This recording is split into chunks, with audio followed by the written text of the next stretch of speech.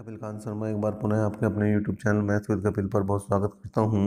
यहां पर रेलवे का सीबीटी सेकंड का एग्ज़ाम के बाद आंसर की आ चुकी है और आंसर की आने के बाद बच्चों ने अपने किए हैं नंबर चेक, और नंबर चेक करने के साथ साथ किया है ये भी काम कि अगर कोई क्वेश्चन है गलत तो उसके लिए ऑब्जेक्शन भी हो चुका है। तो इन सभी कामों के बाद अब हम लेकर आए हैं आपके लिए सीबीटी सेकंड की एक्सेप्टेड कट ऑफ। हम तीनों के लिए लेकर आए हैं। आईटीआई वालों के लिए भी एक्सेप्टेड कट ऑफ बताएंगे क्या हो सकती है, एएलपी वालों के लिए बताएंगे क्या हो सकती है, और पीसीएम वालों के लिए बताएंगे। एक एक बात को देखेंगे और पूरी बात को जानेंगे किस तरह से और कितनी जा सकती है कट ऑफ।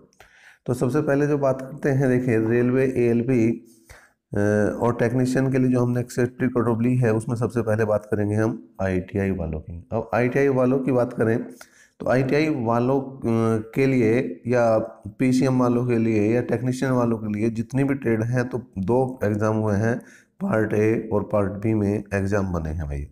दो पार्टों में एग्ज़ाम हुआ है तो दोनों ही पार्टों के हिसाब से जो है कट ऑफ बनेगी। लेकिन जो सेकंड पार्ट है हमारा, उसमें अगर आपके 26.25 नंबर आ रहे हैं तो ही आपका पार्ट ए काम करेगा।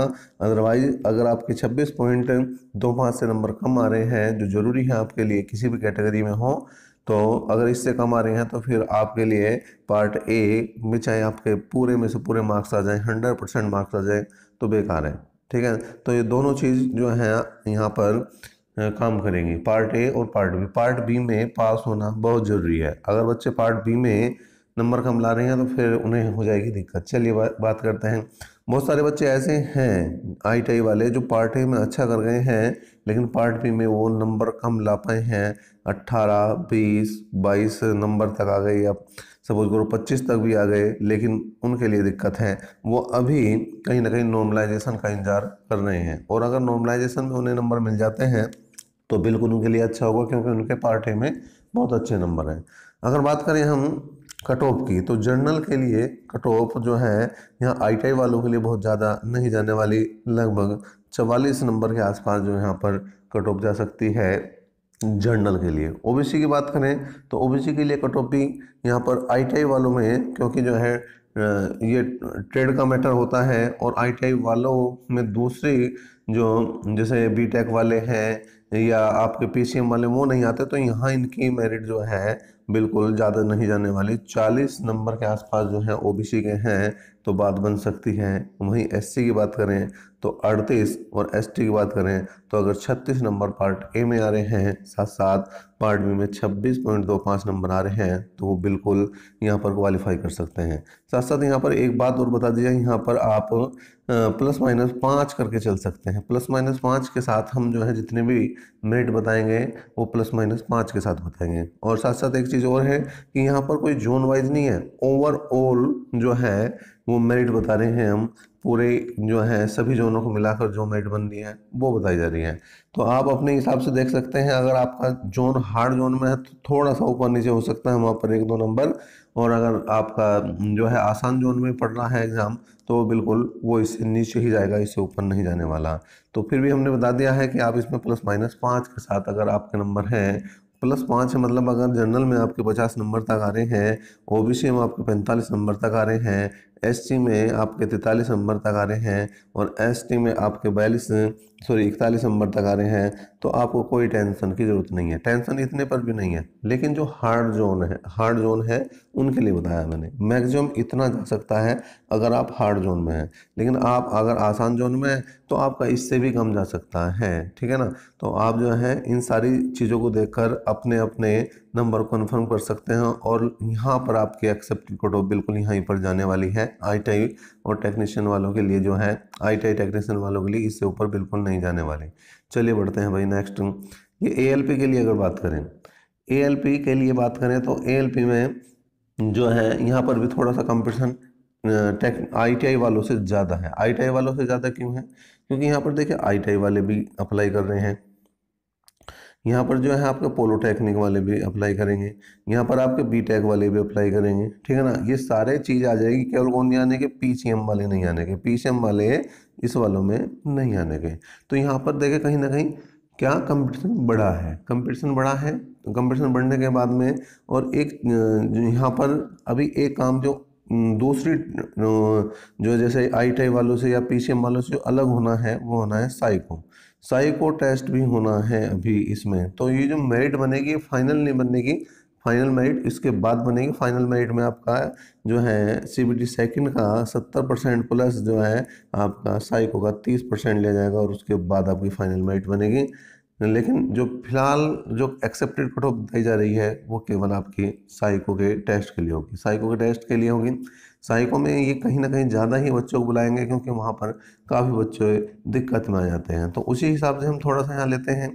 देखिए अगर यहाँ पर आप बात करें जनरल की, तो जनरल की लगभग 43, ओबीसी की लगभग 40 के आसपास यहाँ पर रहने वाली है, तो एससी की 37 और एसटी की 35 के आसपास ही यहाँ पर रह सकती है, ±5 के साथ यहाँ पर भी आप देख सकते हैं।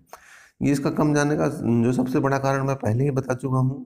ये केवल साइको के लिए बताई है मैंने क्योंकि इसके बाद ये मेरिट थोड़ी बढ़ेगी। तो साइको के लिए बताइए, और साइको में जो है मेरिट अभी डाउन ही जाएगी, इसलिए ये जो जनरल की है आपकी 43, ओबीसी की 40, एससी की 37 और एसटी की आपकी 35 रहने के अनुमान लगाया जा रहा है। ±5 के साथ बिल्कुल वो आप जो हार्ड और आसान जोन को ले सकते हैं। चलिए नेक्स्ट बढ़ते हैं, पीसीएम वालों की बात करें। पीसीएम वालों की बात करें तो यहाँ पर है देखिए सबसे तगड़ा कंपटीशन, सबसे तगड़ा कंपटीशन अगर कहीं है तो पीसीएम वालों के लिए। यहाँ पर हमने एक कराया था सर्वे, तो सर्वे की तरफ बढ़ते हैं। क्या कराया था सर्वे, देखिए ये जो है सर्वे हुआ था आपका सीबीटी सेकंड पीसीएम वालों के लिए सर्वे किया गया था। ठीक है, कि आप बता सकते हैं कि यहाँ पर कहाँ तक जा सकता है आपका मेरिट। सीबीटी सेकंड वालों के लिए कराया गया था।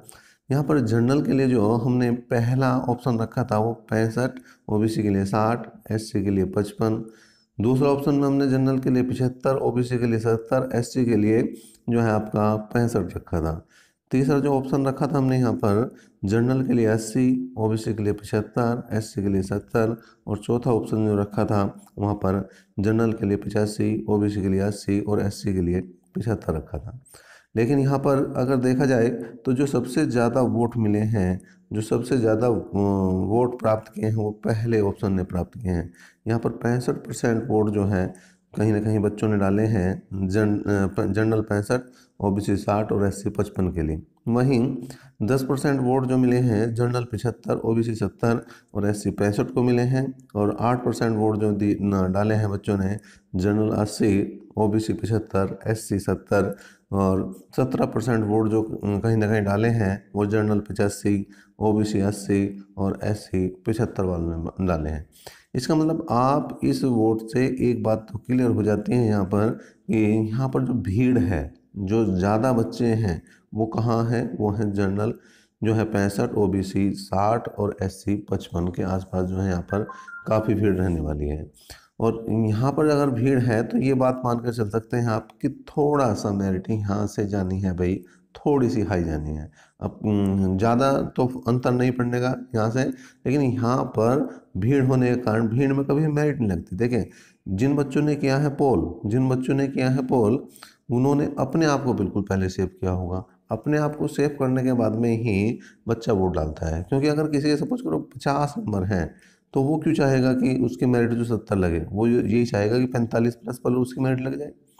ठीक है ना। अगर किसी बच्चे के 70 नंबर हैं तो वो बिल्कुल कह सकता है कि वो जो है 69 नंबर तक भी कह देगा। 69 पर अगर मेरिट आ जाए तो उसे कोई दिक्कत नहीं, वो केवल अपना नंबर सेव करेगा। अपना नंबर सेव करने के बाद में वो दूसरे का आता है आए नाता हाय है ना आए, उससे उसे कोई दिक्कत नहीं होती। इसलिए जो है ये इस पोल के अनुसार यहाँ पर है भीड़, यहाँ पर है भीड़। क्यों 65% कैंडिडेट इसी के साथ जा रहे हैं, इसका मतलब यहाँ पर भीड़ है। और आप अगर इस भीड़ से थोड़ा सा ऊपर हैं तो बिल्कुल बात बनेगी। चलिए देखते हैं कैसे हैं। जनरल में अगर आपके 67 मार्क्स आ रहे हैं तो जनरल में आपका कहीं ना कहीं पीसीएम के लिए सीबीटी सेकंड क्लियर हो सकता है।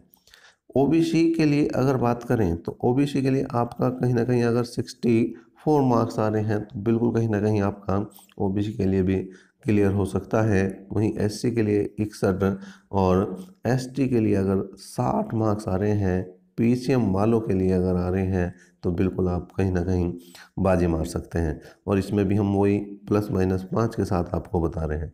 तो ±5 के साथ इन नंबरों को देख सकते हैं, जोन वाइज आप अपने हिसाब से बता सकते हैं कि हाँ आपका जोन हार्ड है तो बिल्कुल उसमें थोड़ा सा नंबर बढ़ सकते हैं, और अगर आसान है तो उसमें बिल्कुल थोड़ा सा नंबर कम भी आ सकते हैं।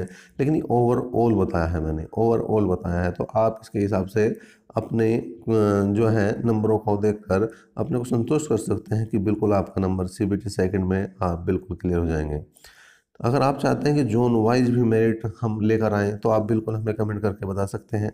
आपके अनुसार क्या आपके अनुसार क्या कट ऑफ हो सकती है आईटीआई वालों के लिए, क्या कट ऑफ हो सकती है एएलपी वालों के लिए, और क्या कट ऑफ हो सकती है पीसीएम वालों के लिए, आप हमें कमेंट करके बिल्कुल बता सकते हैं।